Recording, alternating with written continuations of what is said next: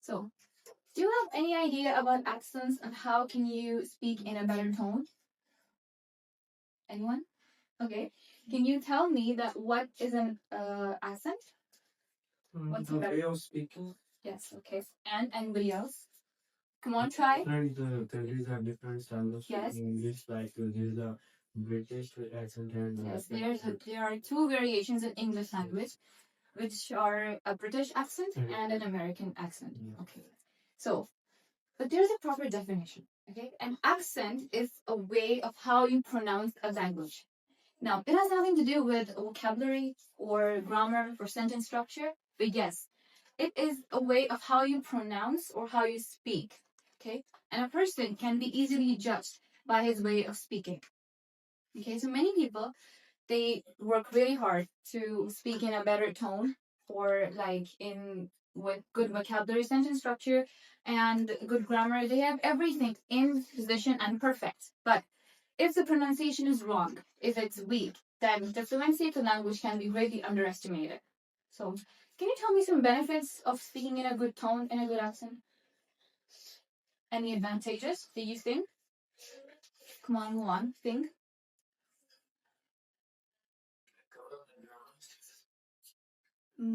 Okay, and what else? Anybody else? Speaking in a good accent is better in many ways and it can help you in many. First of all, it can help you boost up your confidence. Okay. What's the meaning of boost up?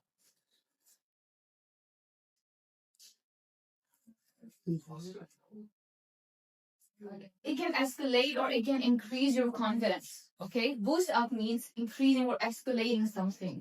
Okay, number two is it can make the communication more effective.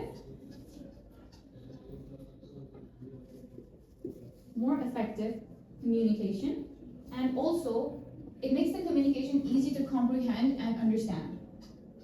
Because you know, if the communication is going to be more clear and more coherent, then it's going to be easy to understand. Okay? Number three, the major one, is going to help you in your international exams. Okay?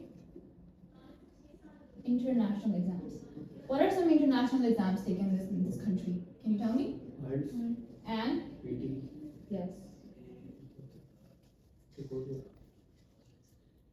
International exams, your interviews, and your presentations. Okay, whenever you're coming here to give your solo presentation, you must be speaking in a better accent. Okay, your spoken style should be good. Start over there.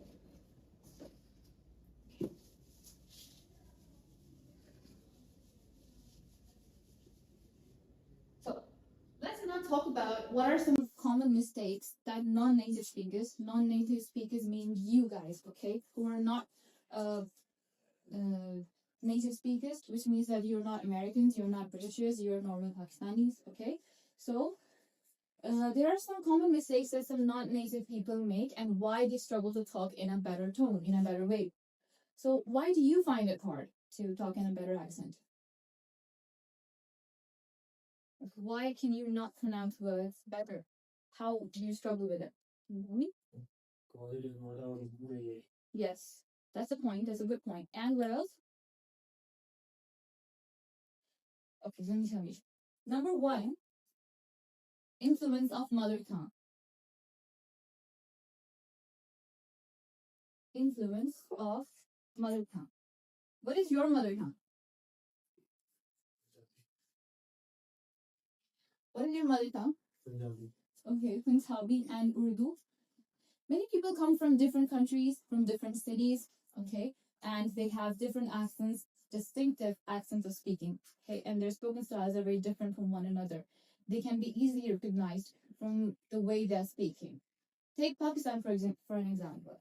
Even within a country, people can speak similar language with different accents. As you're already aware, that people of Karachi, Islamabad, and Lahore, they speak Urdu in various ways. Can you tell me that how Karachi speak?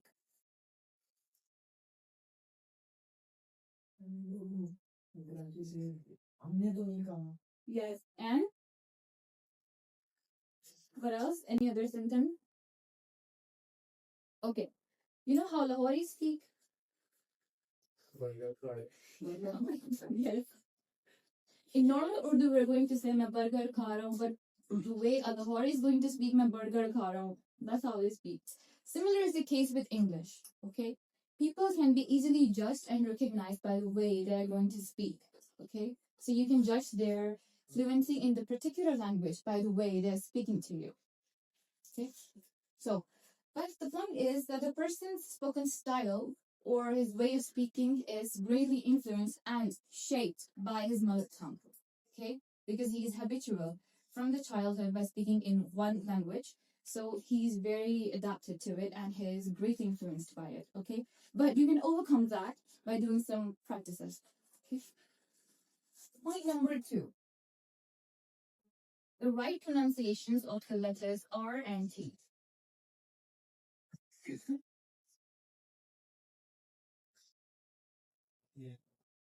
Pronunciation of the letters R and T. Now, for us non-native speakers, these are very normal letters and they're very ordinary, so we don't know how to pronounce them in a better way. We will pronounce them just in like a normal and ordinary way without any stress, without any emphasis. But in English language, these are the major accent makers. Okay? See, in English, the R is more strong, it is round, and is spoken with the tongue pulled back. Okay? It's not spoken roughly, as I'm speaking to you. But what a non-native speaker will do, he will pronounce R very roughly and without any emphasis. For example, there is a word, car. Okay? A non-native speaker is going to pronounce this word as God. Okay? Very normal, without any emphasis, without any stress. But talking about a native speaker or a person with good accent, he's going to speak or pronounce this word as car. Okay, I'm riding a car. This is a good car. Okay. Okay, that's okay. That's okay. You can practice it more and more, but you have to put more stress over the word R. Okay. Also, T. The letter T, it also causes confusion. See what Americans and Britishers do. Americans use a flat T sound, okay, which means that the sound of the word T, the letter T, ta, is going to be converted into a soft D sound, okay, like the word better. Okay. There's going to be a very sharp, distinctive way of how a non-native is going to pronounce this word and how a native person is going to pronounce this word. A non-native or a person with ordinary accent is going to pronounce this word as better. Better. Okay. You are going to put more stress on this word here. These two letters, this syllable. Okay. But a person with good accent is going to pronounce this word as better. This is a better car. It was a better performance. You must be better at it. Similarly, the word water. Non-native person is going to say water. Can you say that? Pronounce it? Water. But a person with a good accent is going to say water. Okay? Can you pour me a glass of water? Okay, there's so much water over here. Okay, clean up this water. That's how you pronounce letters T and the letters R. Okay?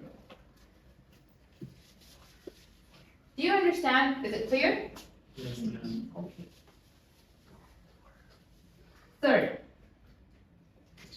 Third point is intonation. Intonation and stress.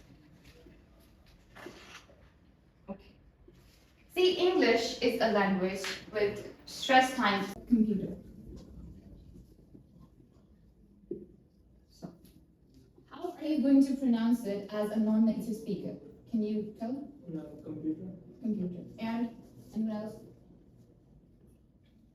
Say it. Computer. Right? You're just pronouncing it as very ordinary without any stress, without any emphasis. Now, do you understand intonation and syllable stress? Yes. Okay. Then, there are some techniques that you have to use to improve your accents.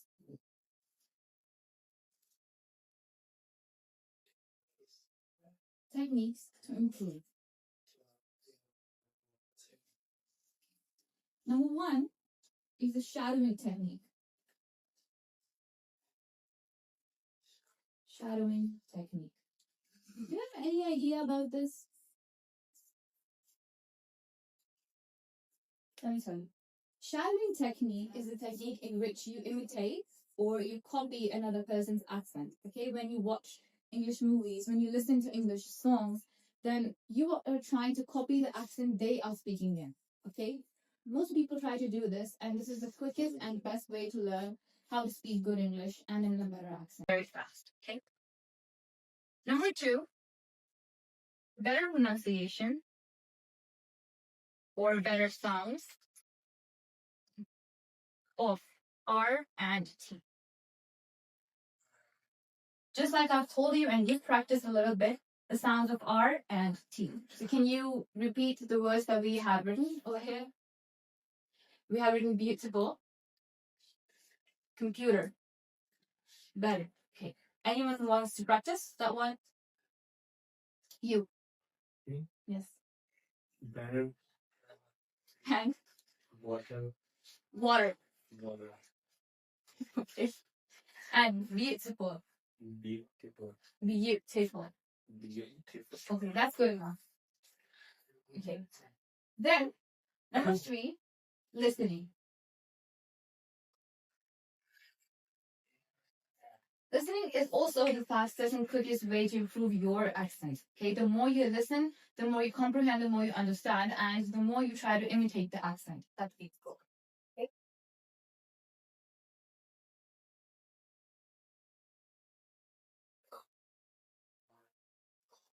Listening. Number four is practicing. Mouth exercises.